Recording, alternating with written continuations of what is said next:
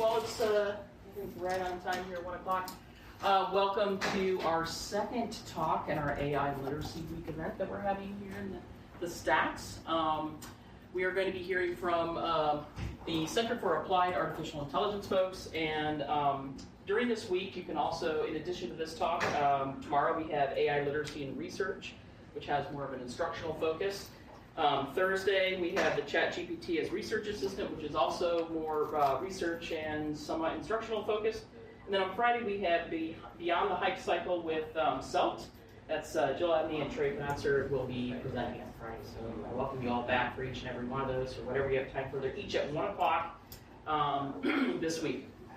So I'd like to introduce our speakers today from CAAI.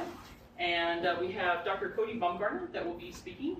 And Dr. Bumgarner is Associate Professor and Chief of Pathology Informatics at the University of Kentucky. With a joint appointment in the Department of Computer Science, he also serves as the Assistant Dean for AI and Data Science in the College of Medicine.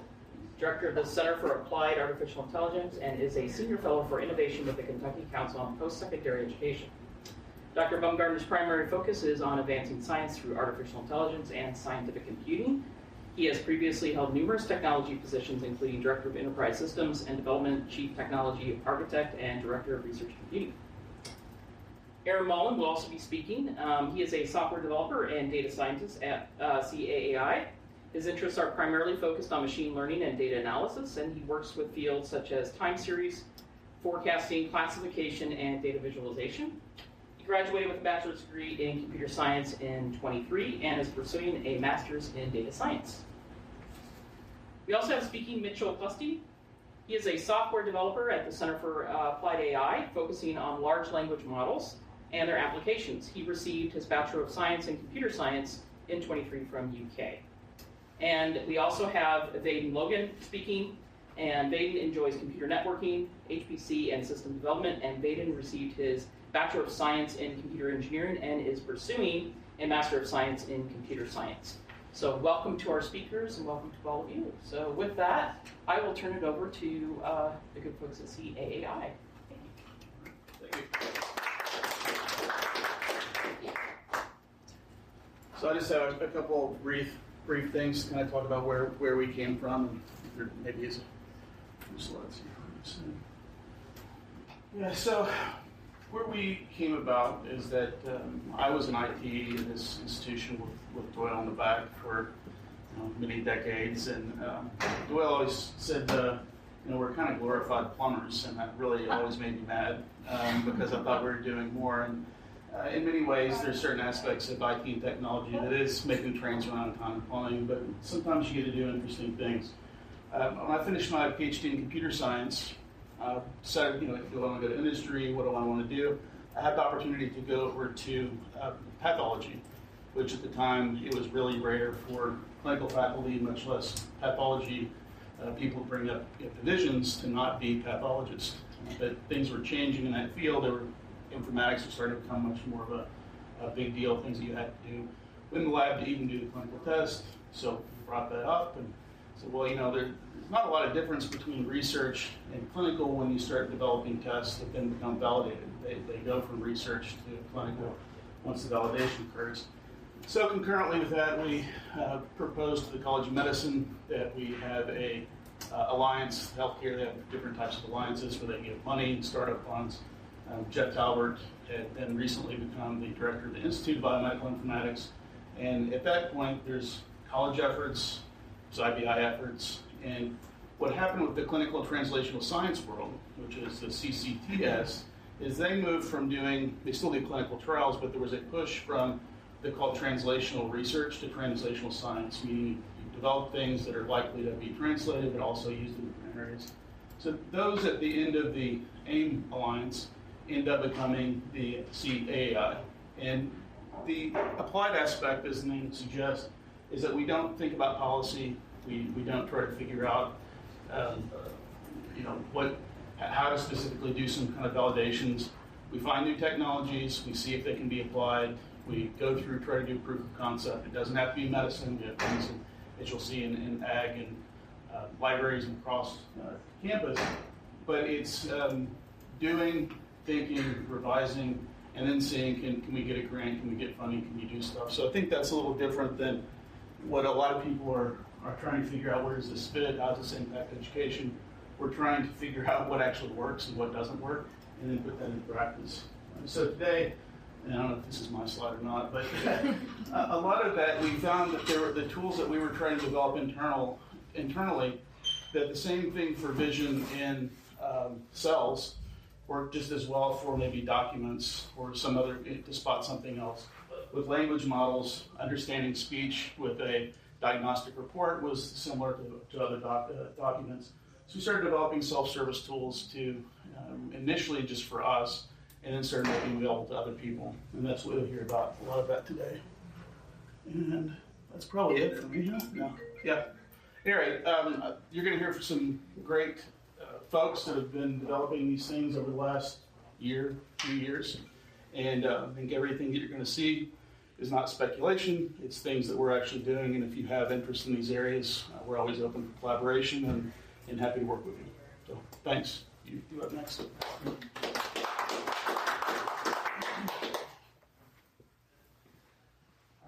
Hi everyone, I am Aaron, and I'm going to talk about one of those self-service tools that you mentioned that the CAAI likes to make and try to make available for people to use in their own research.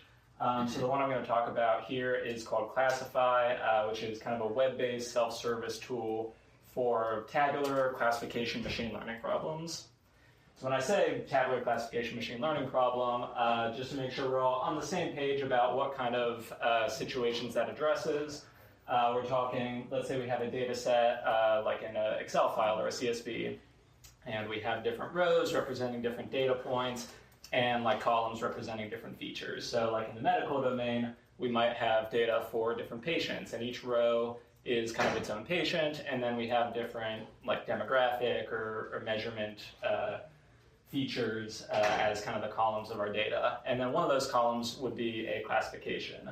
And that would be like what we're interested in looking at, right? So in the medical domain, there might be like a diagnosis. They either have a certain condition or they don't. And those would be two classes.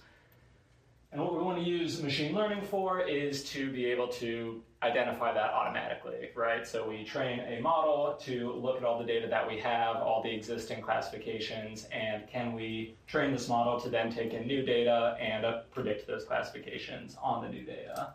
And that's kind of the thing that a lot of machine learning models are built for. They work really well for those kinds of cases, but there are challenges to being able to use a lot of those methods. First of all, it requires some kind of background or expertise in programming, machine learning. You have to know how to actually build and train the model, which can turn off a lot of researchers from actually using these methods. And they might not have the computational resources either to actually run some of the more complicated models. Another common problem that we see in a lot of classification is imbalance of the class labels. So let's say we are looking at a condition and we have very few positive diagnoses of this condition, but we have a lot of negative ones. Our class labels would be imbalanced there, and machine learning models tend to struggle a lot with imbalanced data. It tends to focus very heavily on the majority class and not really be able to predict the minority class well at all.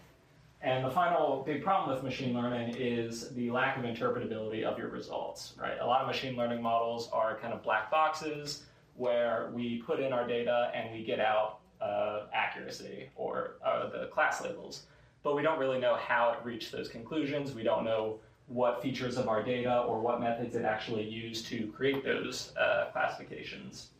And that kind of limits how useful some of the results can be if we want to learn more about the actual data. And so what we did was set out to kind of solve all those problems. And so the way we did that is with ClassiFi, which is a web-based tool that we have built for these kinds of tabular classification problems. So it's a website that allows you to upload your own data set, choose kind of your different model parameters, what models you'd like to train, and then send it off on a job. Those models will get trained and evaluated, and then you can come back and view all your results and some other output as well that I'll talk about. But it doesn't require any kind of coding experience. You don't need to download Python and learn how to use all these different packages. You can just upload your stuff to this website and click through pages. One of the other problems I mentioned was the imbalance of class labels. We can address that with synthetic data. So we can generate new examples of our data that kind of fits with the same distributions, same limitations as our original data. And we can use that to balance our class labels or even generate entirely new data sets if we have protected data that we don't want to use in certain situations. And then I mentioned the interpretability. One way that we provide that is through what are called SHAP scores. I'll talk about what that is in a little bit, but it's essentially a way to provide some explainability of what each feature of your data set actually does and how it impacts the output of the model and some of the classifications that it makes. So when it comes to using it, we try to make it as simple as possible. You have a CSV file, like I mentioned, you have rows and columns, and then you have a classification column. And that classification column might be binary, like the patient has a diagnosis or it doesn't, or it could be multi-class. Let's say there's stages of a disease, and there's 4 different stages, and each one we kind of want to treat as its own class. So those would be examples of different kinds of classification problems that you can do with this.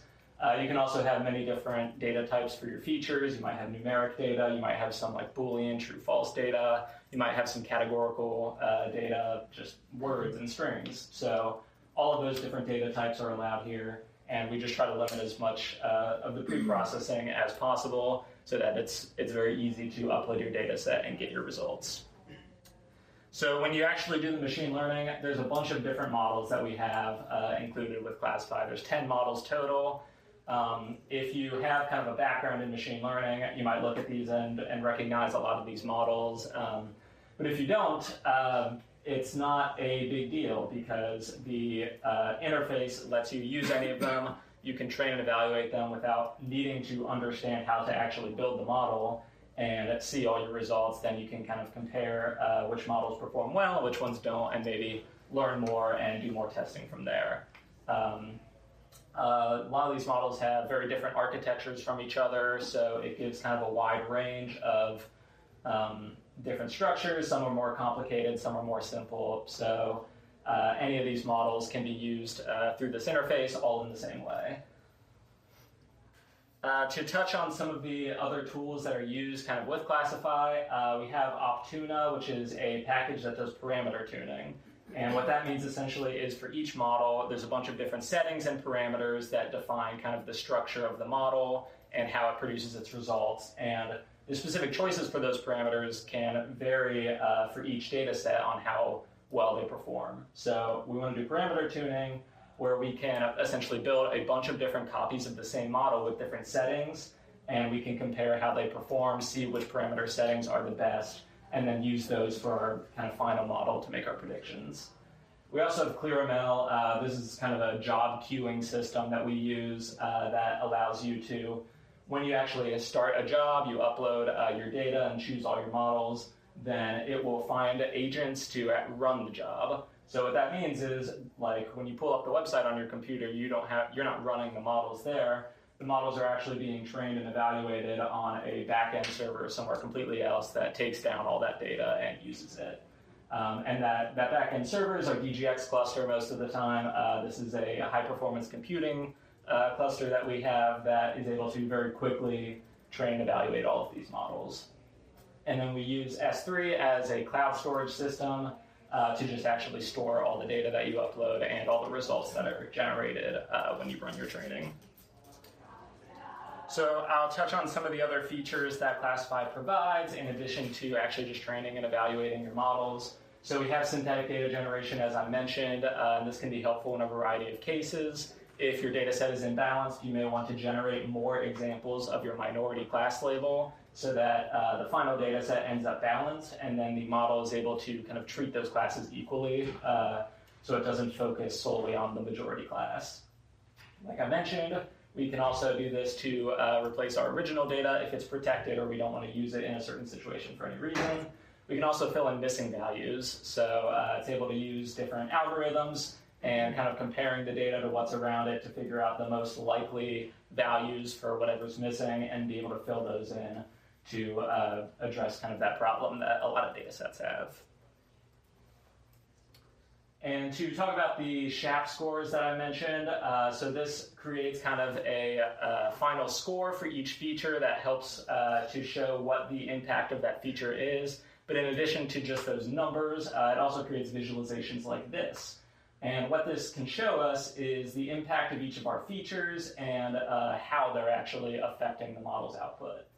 So to briefly kind of talk about how to read this, we have a bunch of different features over on the left side. They're ranked by how important the model considers them to be. So at the top here we have age. So that's the most important predictor for whatever this data set was.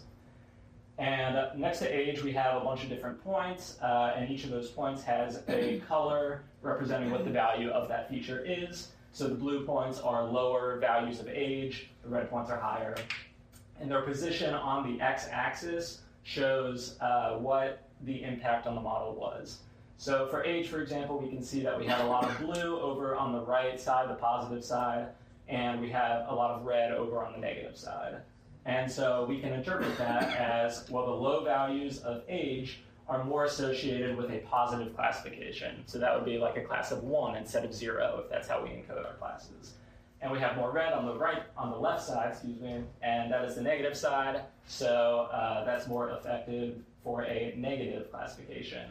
So we can interpret this as, well, if the age is high, we predict 0. If the age is low, we predict 1. And that is kind of the impact that we can read from that feature for this particular model. And we can look at that for all of our features, see how they're different distributed, and we can compare between models as well to see what they have in common and determine what our most important features are in the data set. And we might be able to learn a lot more about the original data by kind of analyzing the relationship between these features and what the machine learning models are actually using. So I'll wrap it up here just by talking about some of the future plans that we have for Classify or additional features that we're currently working on. We're always looking to include new models. So currently, I showed you the big long list of like 10 models that we have, but we're always looking at more because more models are always being created that are exceeding the performance of the old ones. And specifically, there's new transformer models that are kind of more complicated to run, but have been proven to be very successful in a lot of cases. We're also striving for HIPAA compliance, so that way any data set that you upload can be HIPAA protected through the entire process of training and evaluating your models. We are building currently an interface with REDCap too, where if you have all your data from like a study in REDCap, and you want to run it into Classify, you can just transfer it directly over through the REDCap interface.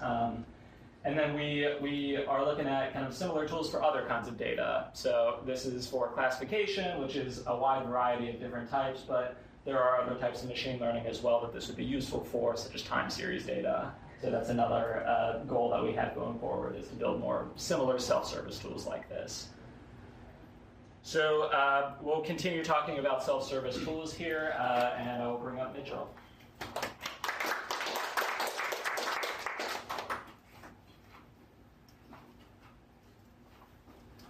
Hey everybody, I'm Mitchell. I'm going to be talking about what we do with LLMs, that's large language models, and talk about our system, which is similar to Classify as a self-service system, but for LLMs, and that's called LLM Factory. So, what do we mean by large language model? That is talking about your ChatGPTs, your Llamas, your Copilot, stuff like that. And I'm sure everyone has gotten used to in the past couple of years, where basically you just give it an input text and it'll respond with an output based on the query. So, what can you use language models for? Well, it has applications beyond just acting as an assistant and letting you ask it a question and it'll give you a response. It also allows you to incorporate language processing into applications that you distribute other places. So, for instance, if you have a process that has a character and the character would interact with the person, you can prompt the system to act as if it is that character, and then talk to the user and with those specific capabilities and those specific features of the person. And you can also have it do things like analyze large bodies of text. So if you have a transcription of something and you want to analyze it, then you can use an LLM to go through and process some of the things that are in there and extract features of what's in there. So this has a lot of different capabilities. Really the big takeaway from this is that with LLMs, you're now able to implement language processing into any application that you have. So it just gives you that capability to use language processing in normal systems that you have, or you can create new systems that have more strong language processing capabilities. So what are some of the limitations of LLMs? If I were to ask it what the weather is today, a language model would not be able to tell me the right answer. So you can see down below, it gave me a weather report, but this weather report is not accurate to the information of what the weather in Lexington is like. And what this is called hallucinations. So it's giving me a report that it thinks is right, and the information in it is completely wrong. So the reason that it did this is because it doesn't know what the weather is. It just knows what a weather report looks like. So it's giving me a weather report, but it doesn't know that any of this information is correct, but it thinks it's accurate because that's what it knows the weather report looks like. It has a temperature, it has a low temperature, it has a percent of precipitation, and it spit that out and gave it to me, even though none of the information is correct. So some of the ways that we can address this by increasing the capabilities of an LLM are with adapters, RAG, and tool calling. So what adapters are adjustments to the actual structure of the model. So how a language model works is it has things called weights that you pass in your input through, and it kind of bounces around through the weights, and then it spits out the output. So on the huge training data set that it was put through, it takes your input and goes through all of those weights, and then it looks for what the proper output format and the information that's in there that it thinks it should spit out to you is. And then what an adapter does is it can target specific areas of those weights and make changes, so you can put new information into the model, or you can just adjust how it talks, how it speaks to you. You can make it talk more like a doctor. You can make it talk more like a person with a certain age or something. You can just make a lot of different changes to how the model interprets the input and what it will spit out based on your input. So the next concept is called RAG, and what that is you can have information external to the database, or external to the model, sorry. So you can do what's called vectorization and basically take different pieces of information and put them into a database that is outside of the model, so you're able to store extra information outside the model. And then that information can be added to, it can be removed from as you need to, and then you can give the model access to that information by taking the query and then searching that database for information within that. And then tool calling is the other way. So what this does is it allows you to kind of combine language processing capabilities of the model with code. So you can write functions, write processes in code, and then use the tool calling to mesh the language processing and pull out what information it needs for each piece of that information, and then run that code based on those tools. So each of these different methods is a way that you can give the model more information, add to it, change how it behaves, and they all have their different use cases. So with adapters, you want to use an adapter if you have information that is going to be stable, it's never going to change, and you want to specialize the model in a specific way, whether that be make it smarter in one particular domain, or maybe it's just change how it talks, like I said. So for that, the limitation on that though is if we go back to our weather example, we wouldn't be able to train an adapter every single time that we want to have it know the weather, because training an adapter is a similar process to training an entire model, but it is a smaller piece. So it takes a lot of resources to be able to train an adapter. So we want to actually be able to do that efficiently and only on use cases where it actually is important. RAG can be much more versatile in the way that you produce information, the way that you pull information down, so you can add and remove from that database, like I said, as you are required. And it is very easy to be since it's a standalone piece and not merge with the model like the adapters are. The RAG is much more easy to be a standalone. You manage it and you can add information as needed. So with our weather example, we could add in specific information for the weather in Lexington today, and then look at our query and be able to pull out information from our database. Tool calling is another good way to do the weather report query, because we can combine that with code that will look up the weather information on Lexington today and be able to call that code, extract the information, and then feed that back to the LLM, which can then give it back to us. So some other barriers to usage of the LLMs are that LLMs are extremely hard to train in their base form. So things like ChatGPT and Llama and Google's AI, or Gemini, those are all very large models, and personal people and even institutions like UK in the near future are not going to be able to train models like this, just because of how computationally expensive they are to train and how much data you need to run. So what your options are to access these models are you can use one of these organizations' local hosting, or one of their hosting services through using a GPT API. So you can go to ChatGPT, you can ask it questions, and that's how you access the model. You can call API calls, so that means just programmatically accessing the interface if you want to embed that in an application. And you can also local host the models. So some models like Meta's Llama are open source, and that means that you can download them and you can run them locally. But there are issues there as well. So if you use one of the chat services, using the API to embed that in your application costs a lot of money. So every time they use a certain amount of tokens, that's your input, then that costs however much money. So and on scale, if you're trying to use that with lots of different inputs, it's going to rack up a pretty big bill. And the downside of local hosting is that you have to go through the process of setting up these models to run somewhere that's going to be efficient, and somewhere that is going to run properly for your project in a distributable way, that is going to be extremely computationally expensive on your resources. So you have to go through managing all of that. So our solution to that was to create LLM Factory.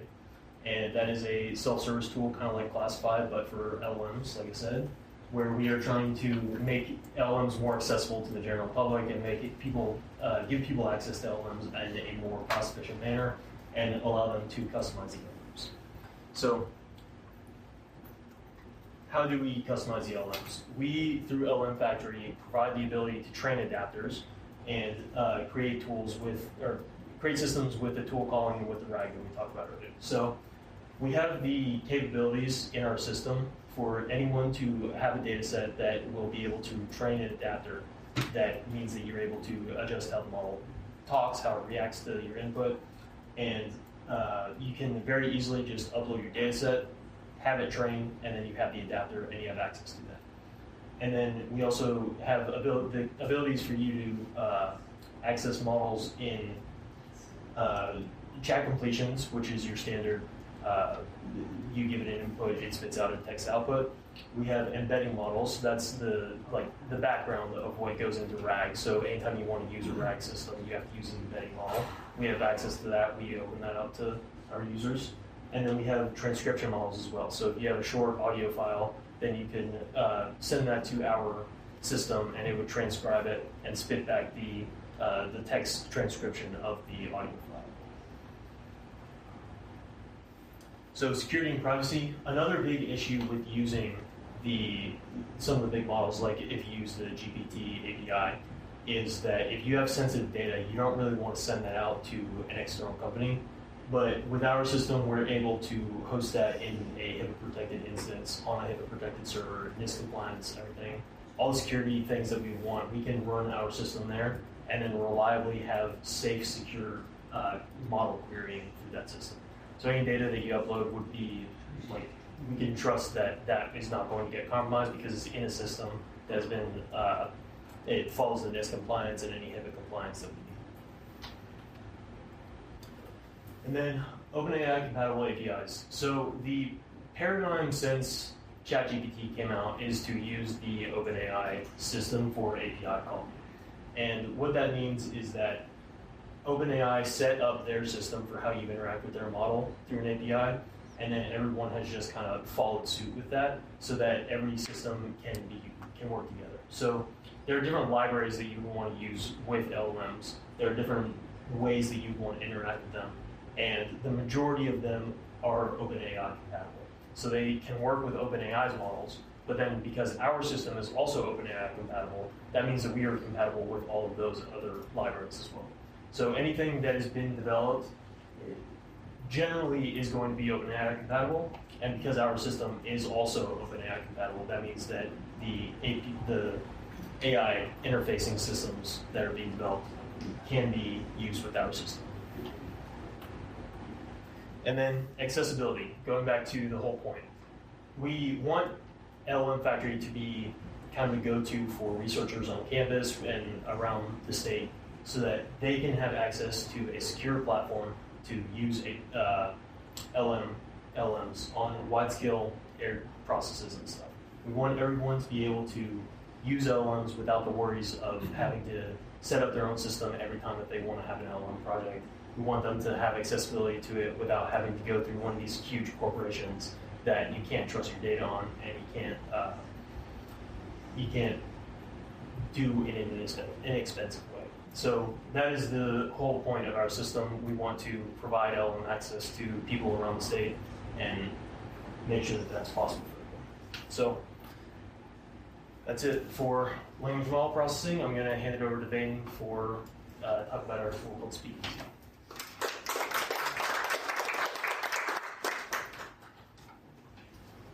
Hi, I'm Vane Logan, and I'm going to talk about our tool, Speakeasy. So, like Mitchell mentioned earlier, we do have an endpoint on LLM Factory for transcribing short audio files. It's good for audio files that are 30 seconds or shorter. It's good if there's not a lot of background noise.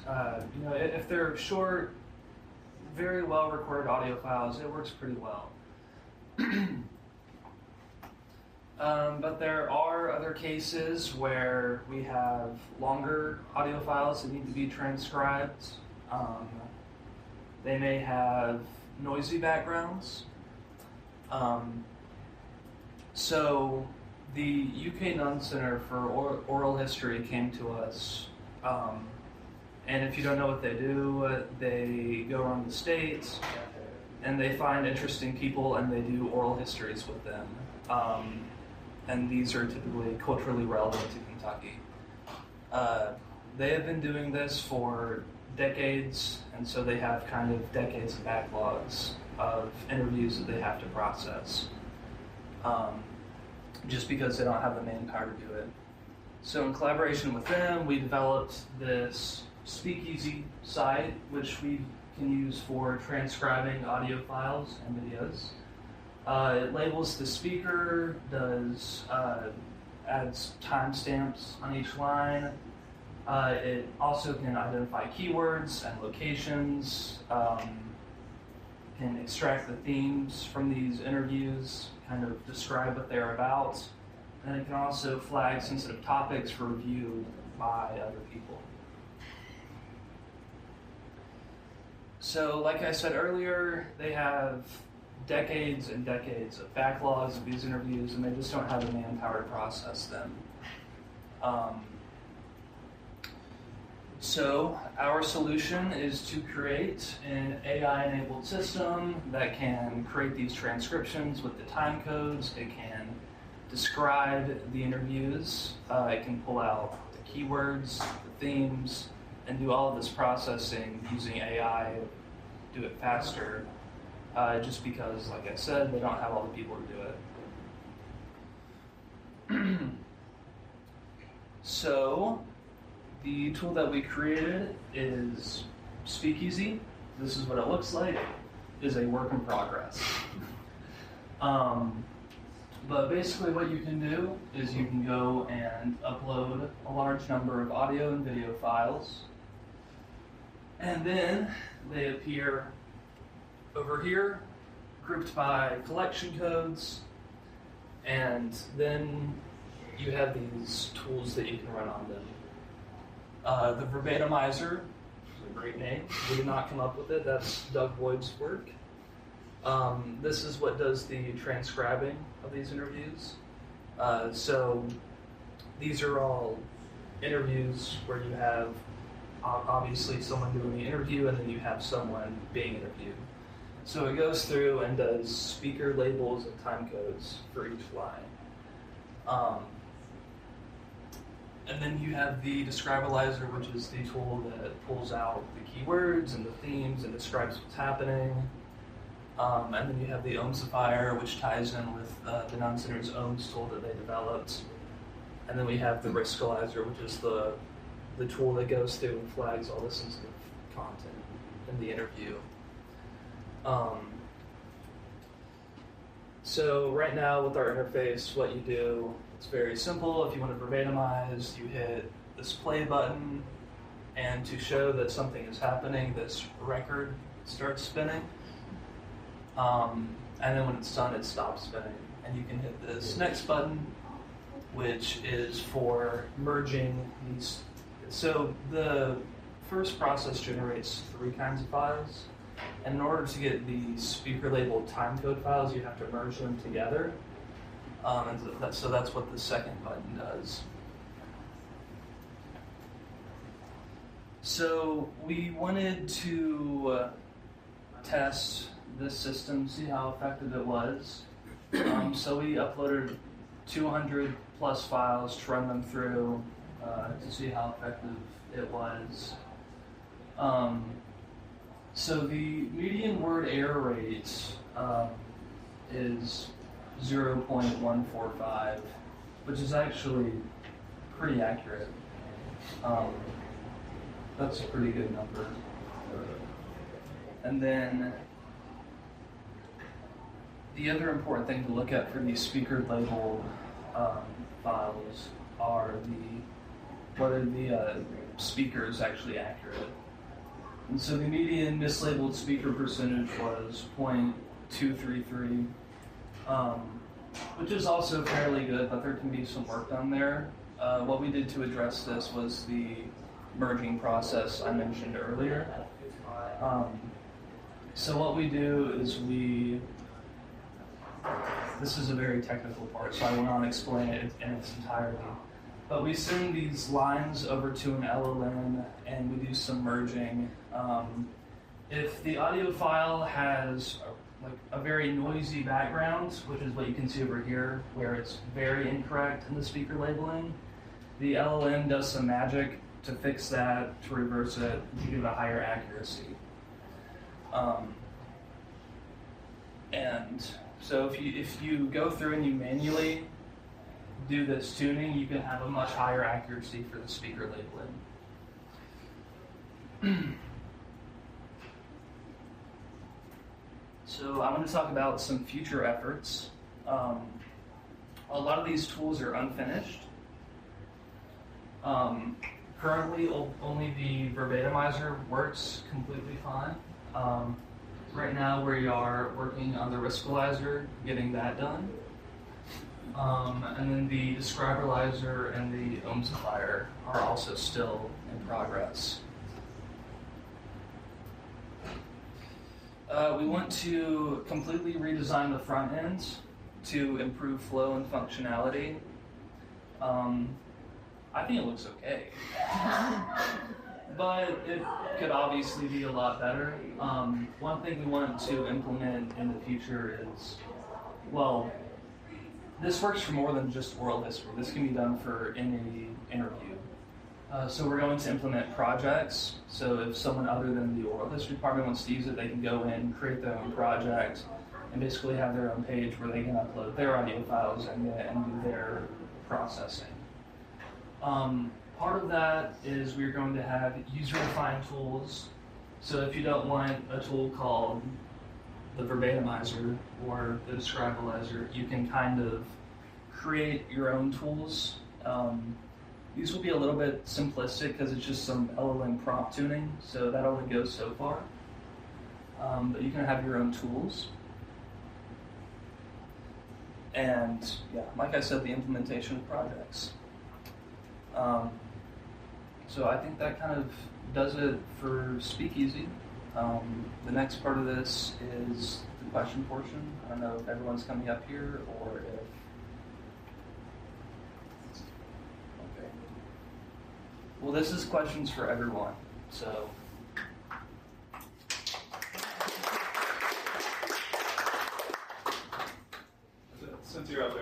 about Yeah. Speakeasy first. I see this potentially being useful for qualitative researchers who don't want to upload their audio files to some public server, but it's the one that I couldn't find on here. On the internet, you said that it's still in progress. Is it not accessible yet? No, the tool is not accessible at the Yeah. current moment, and we're trying to get everything, like he said, all fully ironed out, and then we want to make it accessible to more users. Yeah. Do you have like a mailing list or something so we know when that's accessible? Do we have it now? Yeah. Okay. Well, we can share that afterward. Yeah. Okay. Yeah. And we also have collaboration requests up here on a QR form if you want to. Yes. If you're curious Connect about with us. using it, yeah. Any other questions? All right, Alex. This is regarding the classify tool. Would you present that?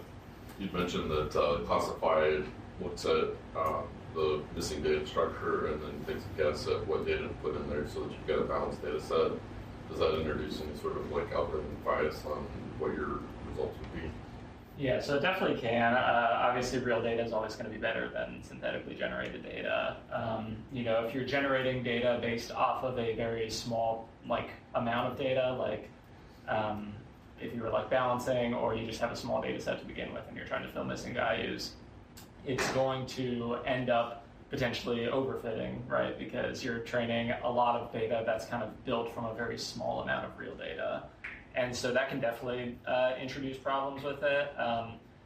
More and more synthetic models are being kind of produced all the time. So there's a new one right now that we've looked at as well that we plan on implementing in. That essentially the way it works is it uses two different models. One of them produces synthetic data, then it goes to the other one, and that one tests how well it can tell the difference between the real and the synthetic. And then it goes back to the first one, makes any changes that it needs to based on that, and they kind of can go back and forth until you have synthetic data that actually looks real and looks like your original data. So as new models get developed, that'll get better, but that will always be a problem. Yeah, filling missing data can definitely end up biasing towards kind of the few real data that you do have. You had another one? Yeah, really, on classified. Maybe I missed something, but during your whole presentation, I was trying to figure out how is this different or better than, for example, you have logistic regression. How is it different or better than putting data into SPSS or SAS and running a logistic regression, doing bootstrapping to multiple imputation and so on to address? Yeah, I mean, you can do that. I mean, like we said, the back end is all just built in Python. So yeah, if you know Python, you can go in, train your own models perfectly fine. That's great. We wanted to build this for the people who don't have necessarily that experience. So if you don't know Python or SAS and you still want to be able to use these models, then you can upload it. And rather than having to learn how to code in SAS, you can just click through a couple pages on the web interface and train the same models. And like you mentioned, logistic regression, that'll work in SAS. A lot of the other models won't. And and same with Python. Some of these models come from all kinds of different packages. So this just helps kind of combine it all into one place and makes it as easy to use as possible. Follow up, I guess, to that. Yeah. Is there documentation for package versions? Because I know sometimes the logic might change between versions. If you wanted to have replicability. Right. So we have a paper actually that we published about Classify. It's available on arXiv. I think the link's on our website. That goes into a lot more detail about kind of the back end, how all the models were coded and everything like that. I don't know that we have public documentation of specific versions of the packages that are used, because yeah, you're right. I mean, we put in all these versions, and then as more are introduced, we try to update, it breaks other things. You try to update that, it breaks the first things. So it's not exactly easy to keep everything kind of in check. It's a delicately balanced house of cards of versioning that Classify is built off of. But yeah, like I said, we always are trying to update it. So Thank you. yeah. For Classify, what are the limits of the sizes of the data sets? So right now we have the limit, I believe, at 500 megabytes. That is a manually defined restriction on our end. You can change that since the website, it's based on kind of how much the website can take in more than like the Python backend, how much it can actually upload in a realistic amount and transfer between all these different things. So we've worked with, we've expanded the size before, and we plan on continuing to do so because obviously data sets can be very big. But there are other methods you can use to limit them, to limit the size, like limiting the features, splitting into training and testing sets separately and stuff like that. And can the visualizations be customized? So we don't have like manual customization. We have a variety of different visualizations that are made. So for example, we have like a heat map that shows kind of a bunch of different accuracy metrics. So you have accuracy, area under the curve, specificity, sensitivity, all that stuff. And you can kind of compare that for each model then, see which ones perform best for different metrics. You can compare like true positive and false positive rates. I know in one of the visualizations we have like ROC curves that you can generate, look at specificity and sensitivity, as well as the SHAP ones. So there are a variety. There's a lot more than just what I showed in the presentation that it makes.